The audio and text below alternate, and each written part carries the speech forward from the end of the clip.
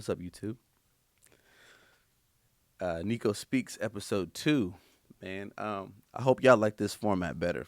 I'm trying different things, man. That last video was a little, this is my first video ever. So, the color correction was a little low. So, I'm trying a different setting on this camera and see if hopefully my editor, Steph, I hope this is right. Um, this is really crazy, bro. This is really crazy because the topic of this video is manifestation, and I just want to share a few thoughts about manifestation, man.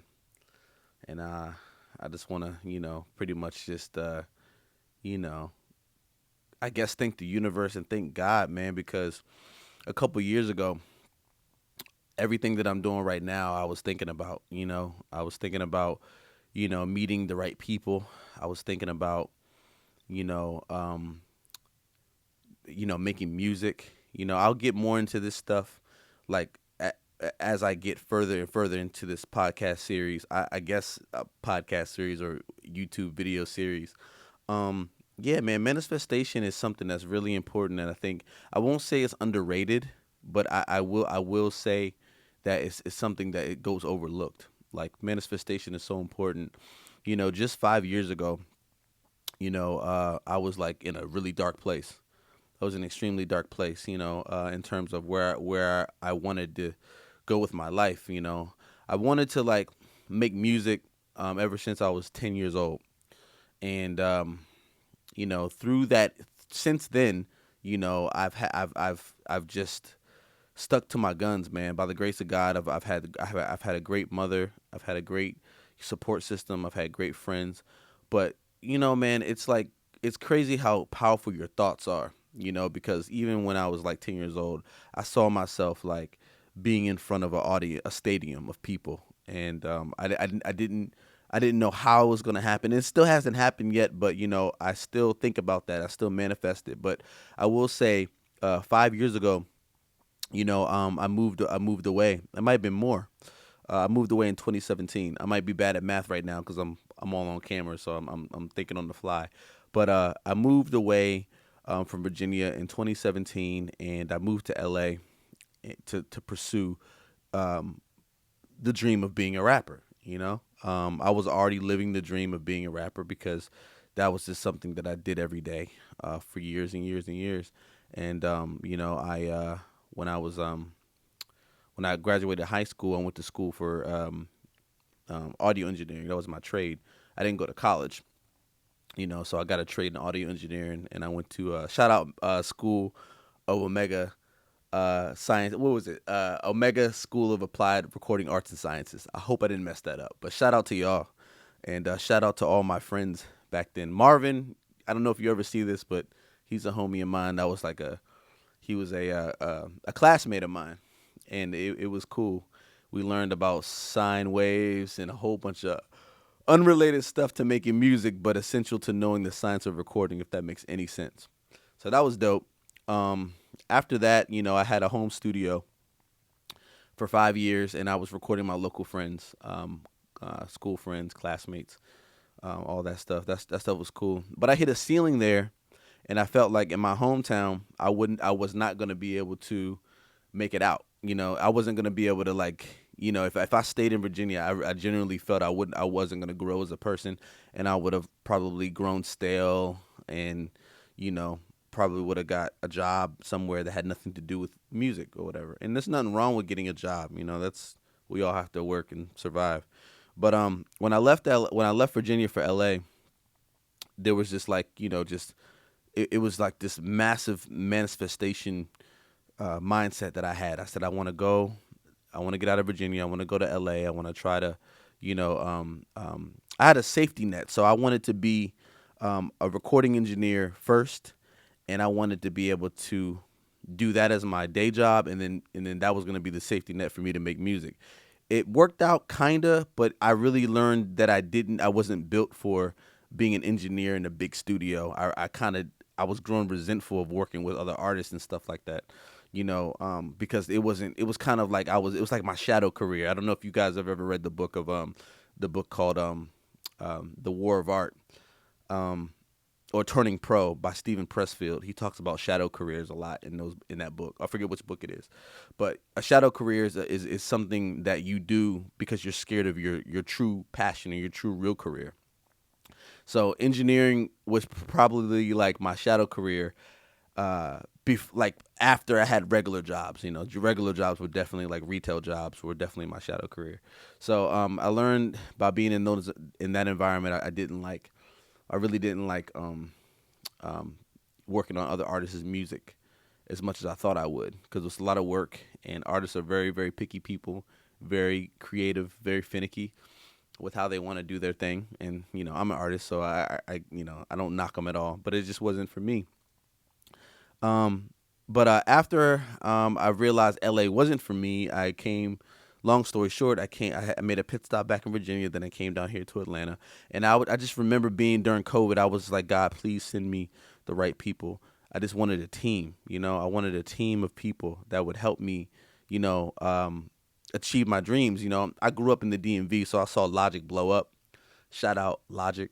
Um, he was a massive, massive influence growing up, man.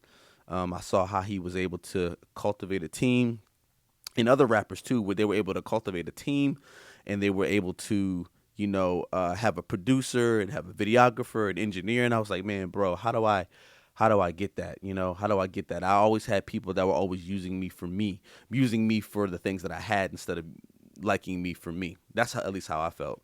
No knock on the people that I used to work with. That was just my feelings or whatever. But anyway, during COVID, I was just really, really manifesting. God, please send me a career, send me like a team of people that I can have a career with, I can grow with, and it was kind of a shot in the dark. But by the grace of God, fast forward, and I'll get into more of those details later. I just wanted, I'm still kind of in the introductory process of this whole Nico Speaks YouTube series, podcast, things like that. But long story short, man, I was able to manifest, you know, um, my home studio again, and this time I do have those people that I was talking about, and I do have a great support system, and it's still happening. If you see right here on my wall, this is my second album, Carpe Diem, that got taken down off of Spotify. And I laced the whole studio with this album because it's manifestation of like all the work that I've done in the past. And sometimes it can feel like when you're manifesting something, it can feel like you're just praying to a dark void. You know, you don't know if anything is hearing you. And but life has a funny way of bringing the things to you, um, that you pray about and you ruminate about over and over again for years, months, weeks, days. So I just wanted to say, man, the topic of this video is manifestation, and if I can say anything to people out there, write down your goals, man. Write them down. Have a whiteboard. Have an attack plan on how you want to. I'm talking about not vague goals, like in-depth goals. Like if you want to see yourself be an author, tell yourself every day after work, I'm going to write a book after dinner before I go to bed for 30 minutes. Stuff like that. That detail, like, um, the book Atomic Habits covers that a lot. That's a great book. But anyway, I just wanted to get up on here, man, and talk about the power of manifestation is very, very real. And anything that you put, it could work negative or positive, but anything you think about all day long will become your reality, man. And I used to always want like a podcast. I'm really, really inspired by Joe Rogan. And I used to listen to his podcast when I was living in LA a lot. I was like, man, this is a cool ass job this dude has. Like, I love how Joe Rogan was able to manifest his entire life. He's got a fucking awesome life, man. Sorry for cursing, but UFC commentator, comedian, and the biggest podcast in the world. It's like, with all these people that are doing things that seem out of reach, they just manifested it. They manifested it. And it's like, I know it's hard to be like, oh, I'm working at CopyMax, but I want to be, a race car driver. There's certain paradigms of reality there that might, that might block you from making it happen. But if you manifest it from an appropriate age into like a not so old age, you can make that shit happen, man. You really can. So I just wanted to just get up on here and give some more inspiration and say and tell the people, whoever's watching, it could be one person, manifestation is very real, and whatever you tell the universe, whatever you repeat, and whatever you act on, it will happen. No matter what, it has to happen. It's like it's a law of nature for it to happen. So I just wanted to say that piece, and before I run out of things to say, I wanted to say I love you guys. I'm manifesting a fan base right now and an audience because I just I want a community. I want to start a community of dreamers, and I want to inspire so many people. I'm also going to be uploading some music, BTS scenes of me just mixing music soon. I don't know if you guys will be into that, but let me know in the comments below. That's cool because I always wanted to say that. So please like, comment, and subscribe if you feel what I'm doing, man. And if you like the music, if you enjoy my message, please don't hesitate to show your support or feedback or anything. It's greatly appreciated. Check me out at Nico Knight, Spotify, YouTube, TikTok, Instagram, all that good stuff, Twitter, X, whatever you want to call it. Anyway, I love you guys, man. That's Nico Speaks, episode 2. I'll see y'all later.